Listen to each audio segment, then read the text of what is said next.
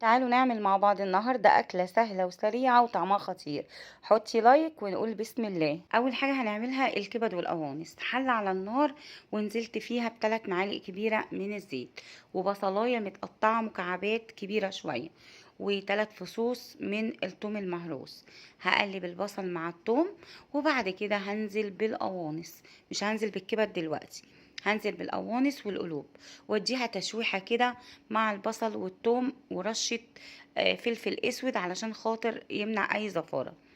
زي ما انتوا شايفين البصل بتاعي والثوم ما استنيتش ان هو ياخد اي لون. شوحتهم تشويحة حلوة كده، والقوانص بدأت تنزل المية بتاعتها ولونها يتغير. هنزل بالكبدة بتاعتنا وهديها برضو كده تشويحة خفيفة، مش عايزة اقلب كتير في المرحلة دي. وهنزل برشة من الفلفل الاسود على الكبدة بعد ما نزلتها. وزي ما انتوا شايفين كده اللون بتاع الكبد والقوانص بدأ يتغير.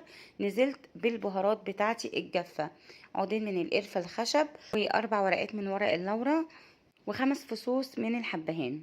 الكبد والقوانص بننضفهم ونغسلهم كويس جدا، والقناصة بقسمها على 3، وبحطهم في محلول نقع عبارة عن ليمون وملح مش اكتر. مش هحط خل في محلول النقع. بيقعدوا ربع ساعة كده، بسيبهم ربع ساعة. بعد كده بغسلهم تاني تحت المية الجارية، ما بيبقاش فيه اي زفارة. في المرحلة دي بقى انا نزلت بمية مغلية، واول ما غليت معايا كده غلوة حلوة غطيت عليها وهديت النار لحد ما الكبد والقوانص بتستوي معايا. يعني بتاخد من 10 ل15 دقيقة كده سوا. بعد كده بطفي عليها وهصفيها من الشوربة. انا مش هستخدم الشوربة دي خالص، ومش عايزينها لان هي بيكون فيها نسبة زفارة بتاعة الكبد والقوانص، فمش هنستخدمها. تعالوا بقى نعمل الرز المبهر. حلة على النار، معايا 3 معالق كبيرة من الزيت، وهنزل ببصلاية كبيرة متقطعة صغير. اول ما ريحة البصل هتطلع معانا من غير ما تاخد اي لون، هنزل بالبهارات: معلقة صغيرة من الملح، رشة بسيطة من القرفة، رشة بسيطة من الفلفل الاسمر، وكمان رشة بسيطة كده من البابريكا، ورشة بسيطة من الكركم. والكركم معانا هو اللي هيدي لون حلو جدا للرز المبهر بتاعنا. وهشوح بقى التوابل مع البصل. مش عايزه اقول لكم الريحه وهميه. وهنزل بقى بميه سخنه، لازم المية تكون مغلية. طبعا المية على حسب مقدار الرز اللي هتستخدميه. الرز المصري كل كوباية رز بتاخد كوباية مية. اقلب تقليبة حلوة كده، واول ما المية هتبدأ تغلي جدا على النار هنزل بالرز بتاعي. الرز المصري بتاعنا انا غسلاه ما بنقعهوش، بفضل اغسله كده تحت المية الجارية لحد ما المية تبقى شفافة. هنزل بالرز زي ما انتوا شايفين كده، واديها بقى تقليبة، واظبط كده الملح بتاعنا. انا هنا حسيت ان هو عايز نص معلقة من الملح كده، تمام قوي. اول ما المية غليت معايا كده وبدأ الرز يتشرب، كل ده طبعا على نار عالية، هبدأ اغطي الرز واوطي عليه واسيبه يستوي براحته خالص على نار هادية. خد معايا سوا كده على نار هادية حوالي 10 دقايق. زي ما انتوا شايفين بقى شكله يفتح النفس في منتهى الجمال.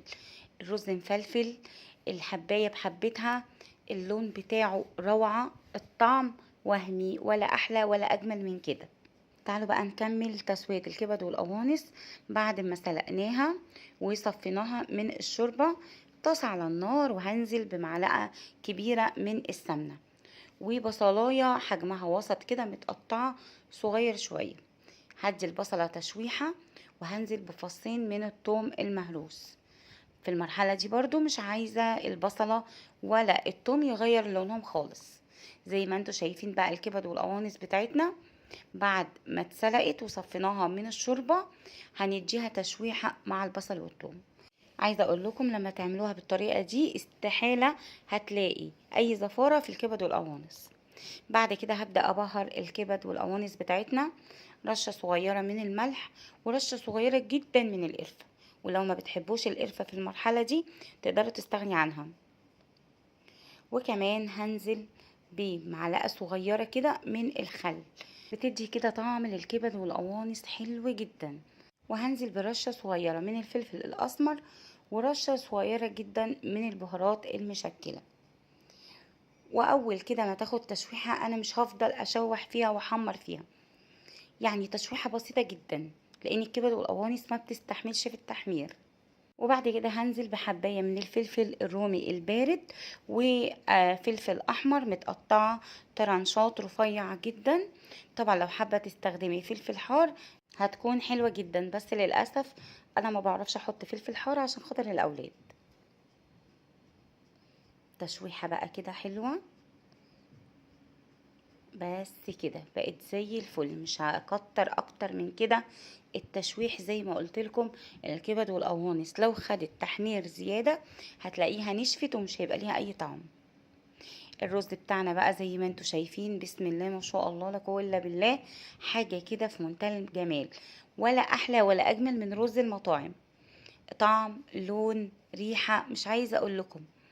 هنزل بقى كده بالكبد والقوانص على الرز بتاعنا، وزي ما انتوا شايفين كل رزاية مفلفلة، والكبدة والقوانص مستويين ومتحمرين، مفيش اي ريحة زفارة خالص، كأنك بتاكلي كبدة بلدي بالظبط. هنا بقى حبيت اعمل كده شوية سلطة خضراء، عندي 3 طماطمات قطعتهم. ولما بقطع السلطة الخضراء بتاعتي، الطماطم بالذات ما بحبش اقطعها صغير، بقطعها مكعبات كبيرة شوية علشان خاطر ما تتبلش بسرعة او تتهري لو بقى جزء منها وحطيته في التلاجة زي ما انتوا شايفين كده. وخيارايه كده معايا هقطعها صغير، وبصلايه هقطعها طرنشات رفيعة جدا. وهبدأ بقى اعمل دريسنج للسلطة، حلو جدا وبسيط جدا، مفهوش اي افتكاسات، بس بينقل السلطة في حتة تانية خالص.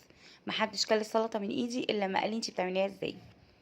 معلقة صغيرة من الملح، وربع معلقة من السكر، ورشة بسيطة جدا من الشطة، ومعلقة صغيرة من الخل، واكتفيت هنا بنص عصرة ليمونة.